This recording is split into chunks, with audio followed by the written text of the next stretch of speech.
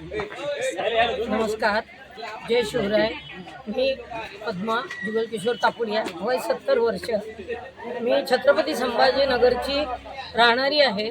परंतु असंच विचार आला की आपण एवढं महाराष्ट्रामध्ये राहतो तर सगळे किल्ले कव्हर करा. तर मी सुरुवात म्हणजे रायगड, रतनगड असं सुरुवात केली, म्हणजे जे ओळखीचे आहेत ते.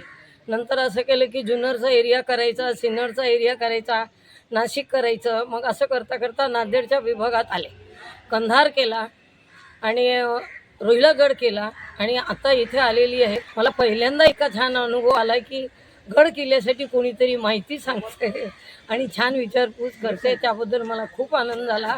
आणि याच्याशिवाय एक तेर परंड्याच्या किल्ल्यामध्ये इतकं सुंदर माणूस म्हणजे व्यवस्थित माणूस भेटला की त्यांनी पूर्ण तोफांची एकदम जवळपास 80 तोफा आहेत, ज्या जगामध्ये 1 किंवा 2 कॉपीज आहेत, त्या पण इतक्या सुंदर प्रकारे सांगितलं.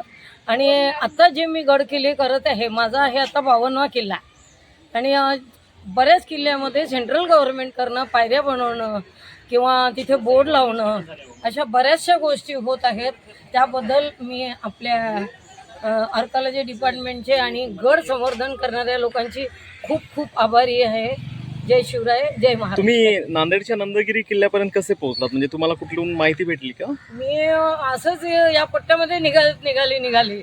मग नेटवर बघत असते की या कोपऱ्यात असेल का, दुसरीकडे काही सापडेल. हालांकी मी मागच्याच आठवड्यात कंधारला येऊन गेले आणि तिथून सरळ परंड्याला गेले. मग परत मी अशी कोपरी बघत असताना मला नंदगिरी सापडलं. म्हटलं काही हरकत नाही, आज 200 किलोमीटर जास्तीचं ट्रॅव्हल करू असा विचार करून आता याच्यानंतर मी बीडच्या तिथला धाराशिव किल्ला करायला जाणार आहे. ओके, छान मॅम. Okay, thank you ma'am. धन्यवाद.